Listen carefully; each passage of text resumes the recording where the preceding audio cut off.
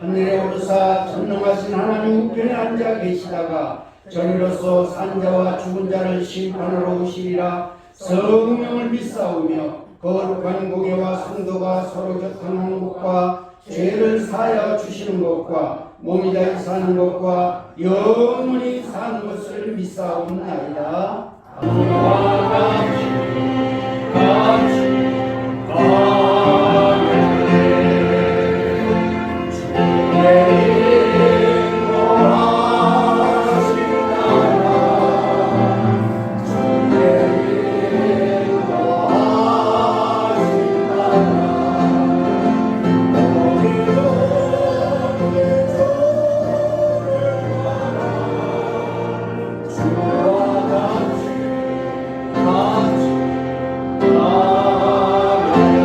우리의 삶의 길이 주님의 놀라운 은혜 중에 진행됨을 알면서도 우리의 행위가 곁길로 걸어갈 때마다 성령께서 역사하심과 간섭하여 주심으로 크게 이탈지 않게 주심을 믿고 성령님께 감사드립니다. 주님, 우리는 이 큰 사랑을 체험하면서 입술로 주여 주여 하지만 행동은 곁길로 가는 적이 퍽 많습니다. 주님, 저희와 동행하여 주시옵소서. 저희가 주님을 붙들고 이 험한 세상을 살아가기에는 힘이 딸려 놓쳐버릴 수밖에 없습니다. 주님께서 친히 강한 팔로 붙들어 주시고 동행하여 주시옵소서. 주님께서 걸어가신 참 진리의 길, 승리의 길을 걷게 하여 주시옵소서. 바울이 걷던 그 길 나도 걷게 하여 주시옵소서. 1장 4절서부터 8절에 있는 말씀이 또 말하되 자 성읍과 탑을 건설하여 그 탑 꼭대기를 하늘에 닿게 하여 우리 이름을 내고 온 지면에 흩어짐을 면하자 하더니 여호와께서 사람들이 건설하는 그 성과 탑을 보려고 내려오더라. 여호와께서 이르시되 이 무리가 한 족속이요 어느도 하나임으로 이같이 시작하였으니 이후로는 그 하고자 하는 일을 막을 수 없으리로다. 자 우리가 내려가서 거기를 그들의 언어를 혼잡게 하여 그들이 서로 알아듣지 못하게 하자 하시고 여호와께서 거기서 그들을 온 지면에 흩으셨으므로 그들이 그 도시를 건설하기를 그쳤더라. 아멘.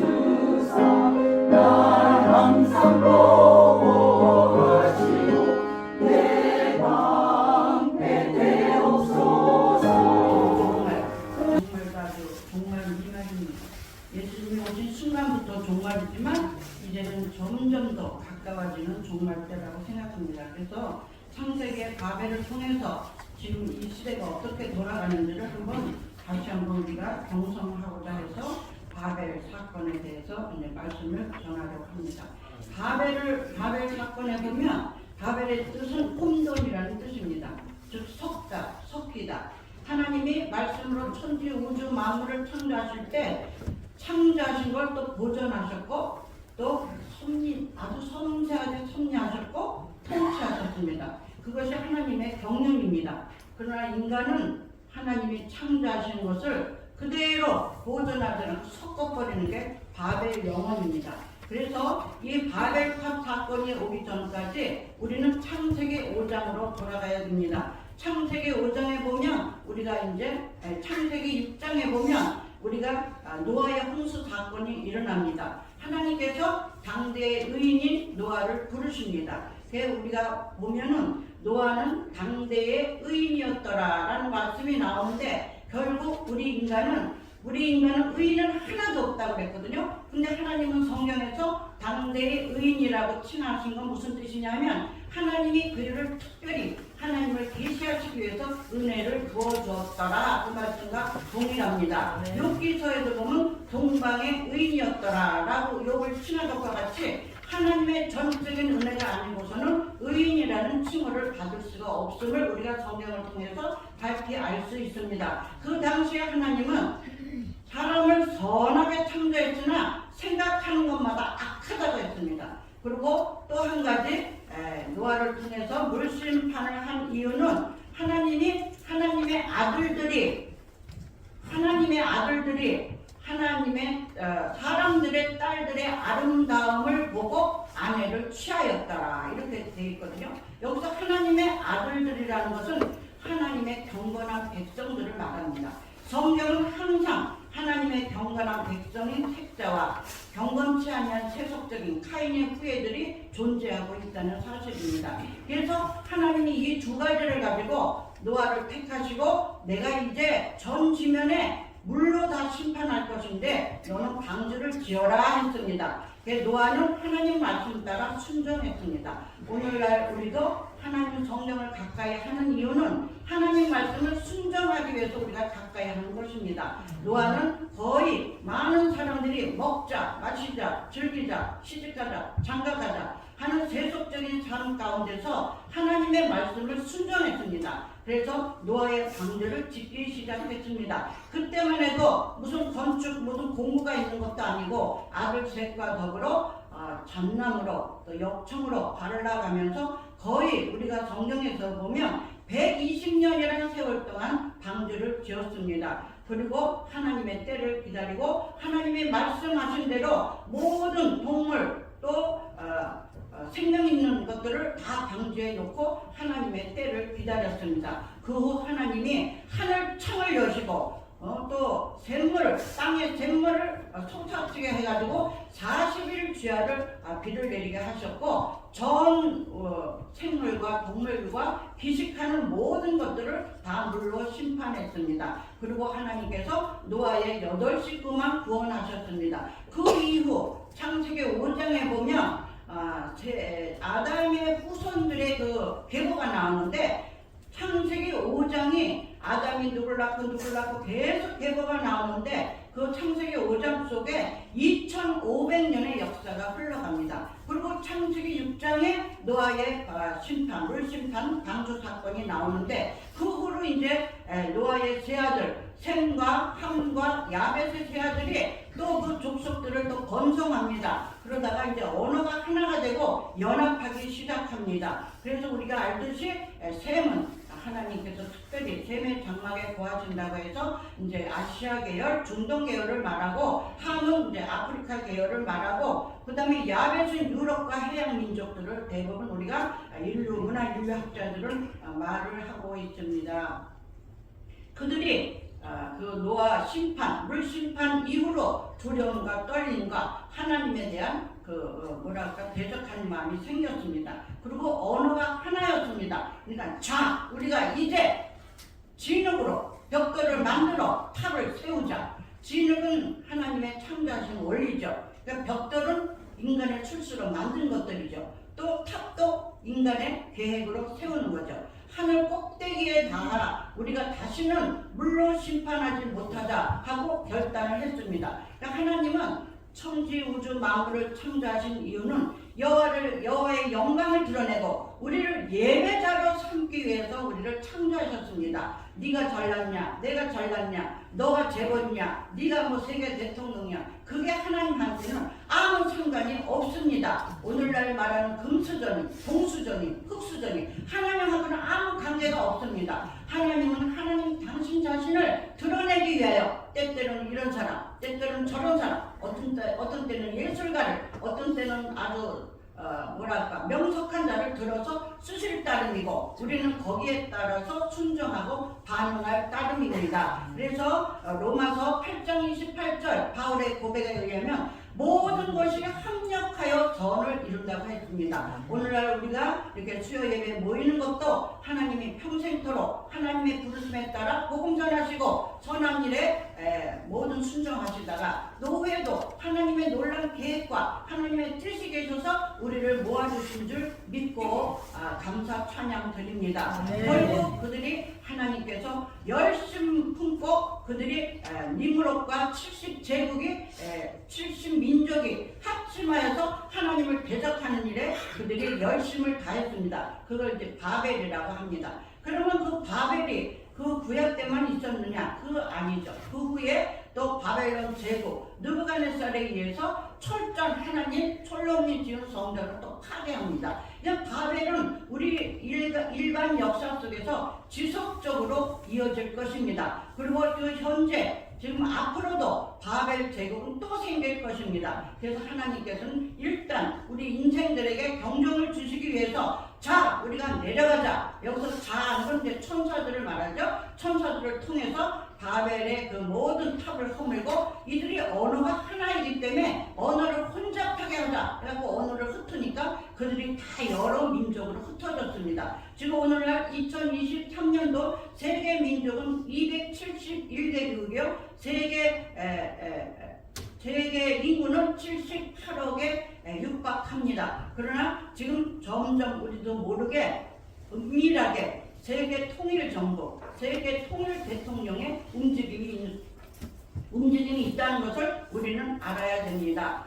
뉴 월드 오더라는 세계 대통령, 그들은 뭐냐면 정치적으로, 그걸 적그리스도라고 그러죠. 정치적으로 모든 걸 다 제압하기 위해서 그들은 은밀하게 움직이고 있습니다. 그 다음에 두 번째는 경제를 세계로 통일하기 위해서, 경제 통일을 하기 위해서 또 움직이고 있습니다. 금융이나 또 모든 거기에 따른 또 이제 주식 같은 거, 또 지하자원, 또 식량 문제, 이 모든 것, 또 쓰나미도 때때는 자연재해라고 하지만 쓰나미도 그들이 일으킵니다. 이것은 천문학적으로 다 연구하는 기관들이 있습니다. 그래서 우리는 이때 대비해서 장차 바벨 제국이 들어설 것에 대비해서 우리는 세상에 물들지 아니하고 하나님 말씀을 늘 마음속에 새기고 세상에 우리가 노예가 되지 아니하고 우리가 진리를 지켜야 된다는 것입니다. 세 번째는 뭐냐면 종교적인 통일을 그들이 이루고 있습니다.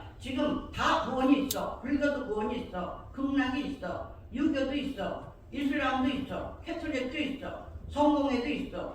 뭐 또 있죠?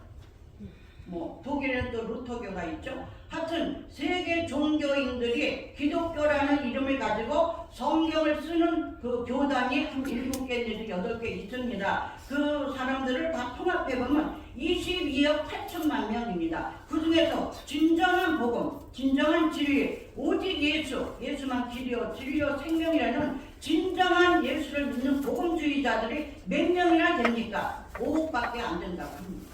정말 우리가 입술로 우리 목사님 기도하셨듯이 주여 주여 하는 자들이 다 구원받느냐면 그것은 아닙니다.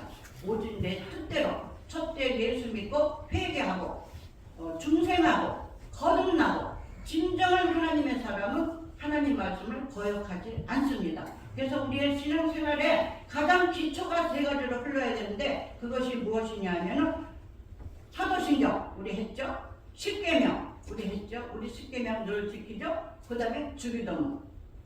이 세 가지는 우리 신앙 신조 가운데 항상 우리의 삶을 이끌어야 될 줄로 믿습니다. 그래서 율법은 유대인들이 받은 율법이잖아요. 그러나 그 율법을 통해서 우리는 내 죄를 깨달아야 됩니다. 유대인들은 율법을 지킴으로 구원이 있다고 생각하고 아직도 초림 예수를 기다리고 있습니다. 우리는 재림 예수를 기다리고 있습니다. 그러나 율법에는 기능이 있는데 두 가지 기능이 있는데 첫째는 정죄 기능이 있고 두 번째는 사죄 기능이 있습니다. 정죄 기능은 뭐냐면 당신은 죄냐 하고 두 번째는 죄로 가두어 버립니다. 세 번째는 은혜로 인도합니다. 죄가 죄되게 해서 은혜로 인도하는데 그 은혜가 누구냐면 예수 그리스도입니다. 그 율법을 우리 인간은 완성할 수가 없습니다. 그래서 예수가 율법의 완성자가 돼서 오셨고 하늘에서 오셨고 성령으로 잉태하셨고 누구든지 예수 안에는 결코 정죄함이 없다고 말씀하고 있습니다. 아들이 있는 자에게는 생명이 있고 아들이 없는 자에게는 생명이 없다고 가르치고 있습니다. 그래서 우리가 예수를 믿는 자는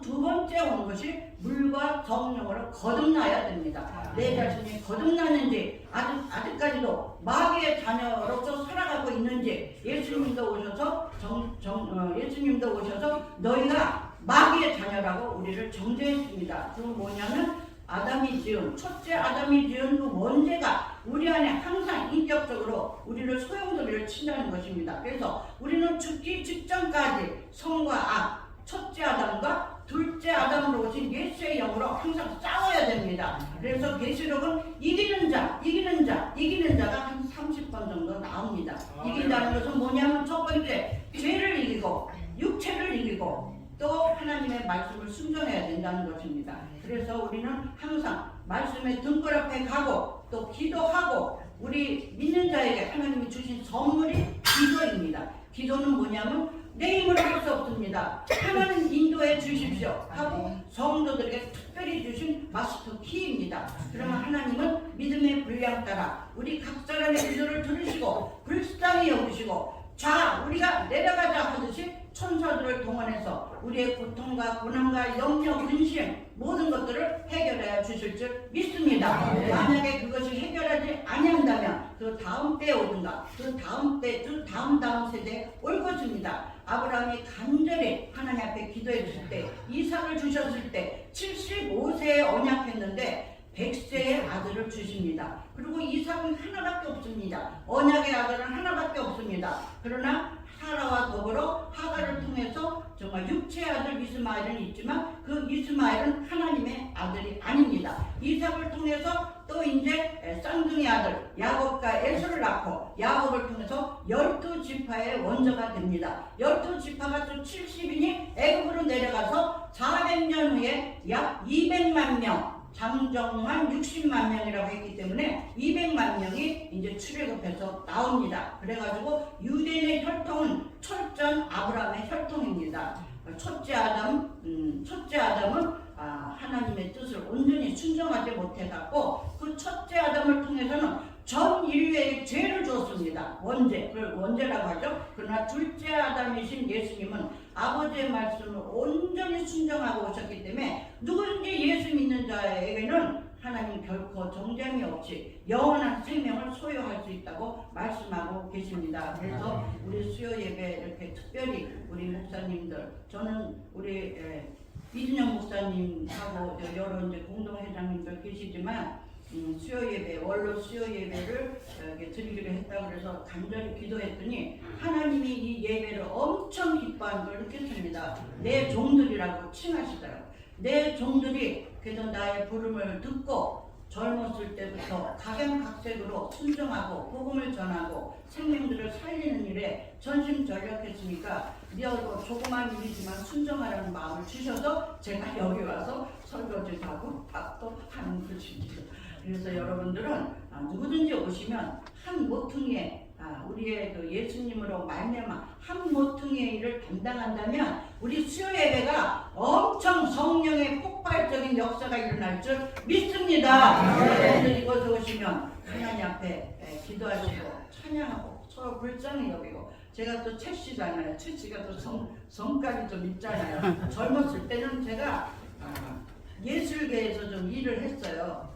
영화계. 그러다 보니까 성격이 날카롭고 막 남을 판단하고 잘못하는 걸 못 봐요. 그랬는데 그 후에 예수 믿고 나서 모든 사람을 불쌍히 여기라는 마음을 주시더라고요. 그러니까 나도 하나님이 사랑하지만 상대방 하나님 사랑하잖아요. 나를 위해서도 죽으셨고 그를 위해서도 죽으셨고 나도 죄인, 그도 죄인, 또 우리 다 죄인. 우리가 죄인이 무슨 말을 하겠어요? 하나님의 은혜를 입은 자들이 우리가 입이 있어도 무슨 말을 하겠어요?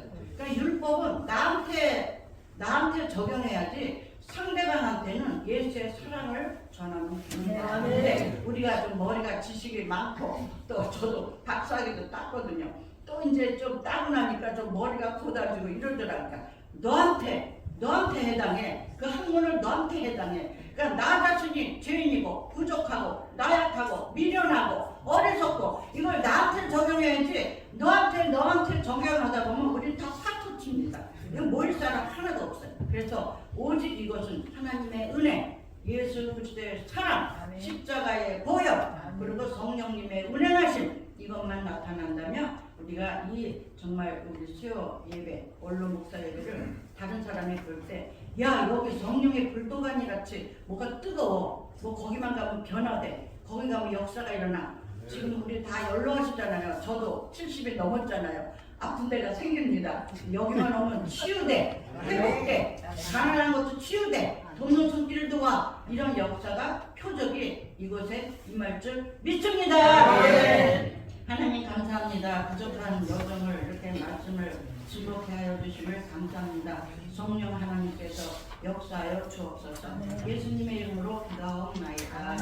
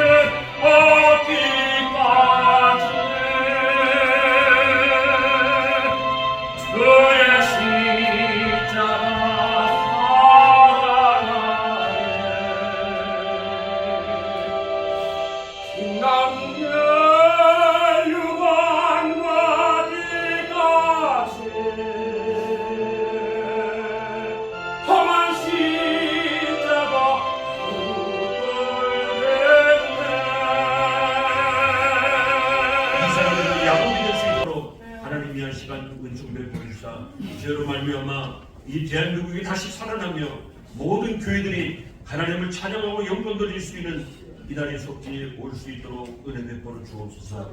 각자들에게 말씀하시고 진척하시고 세월을 아낄 수 있는 원로 목사님들 다 될 수 있도록 하나님 은혜 베풀어 주옵소서. 구하지 못한 곳에 함께 하실 줄 믿사오며 예수님 이름으로 기도드립니다.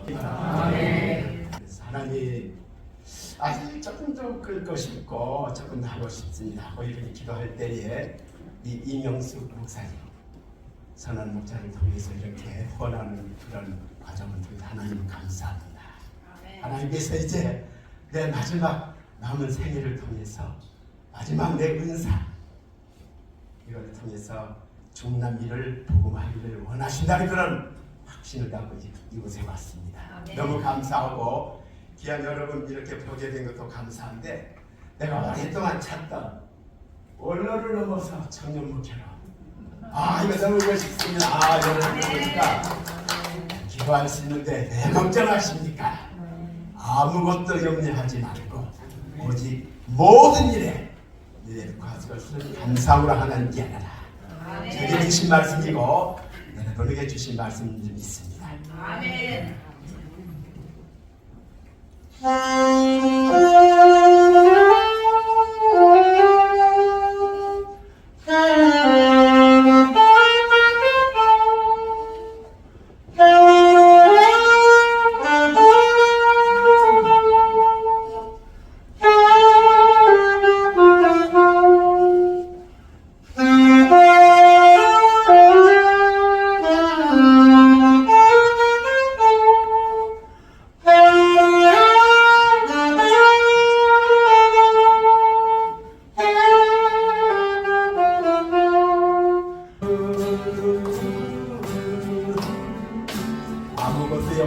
말고 오직 모든 일의 기도와 간구로 너의 구할 것을 감사함으로 하나님께 하리라. 그리하면 모든 지각에 뛰어난 하나님의 평강이 그리스도 예수 안에서 너의 마음과 생각을 지키시리라. 아멘. 주님 앞에 무릎 꿇고 간구해 보세요. 날마다 기도합니다. 내 주여 내 발 붙드사 그곳에 소개하소서.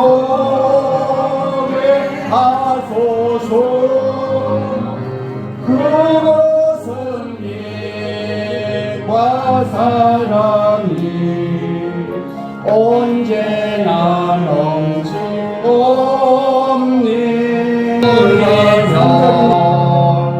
즐거운 노래 부르리.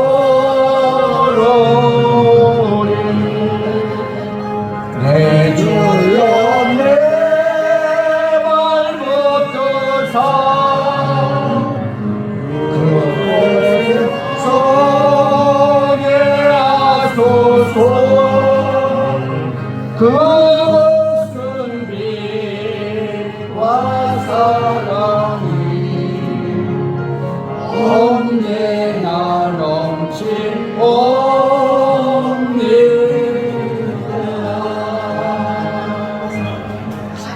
안녕을 드립니다. 연락하시고 드린 손길 위에 섬기는 교회와 가정 위에 풍성한 은혜와 복을 허락하여 주시옵소서.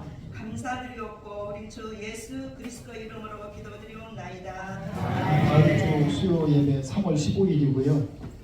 그리고 그 튀르키예 그 지진 피해 해주신 그 복음은 여기에 있는 대사관 이 구자로 해서 보내드리도록 하겠습니다.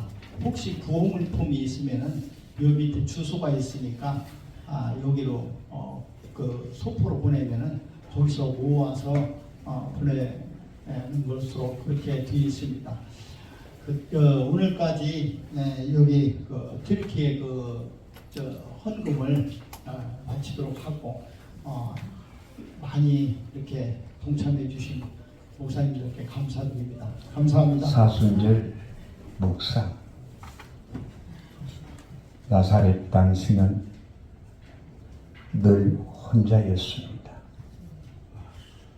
베들레헴 마국간 후유에 저 동방 선각자들 예물을 갖고 찾을 때로 오롯이 혼자였습니다.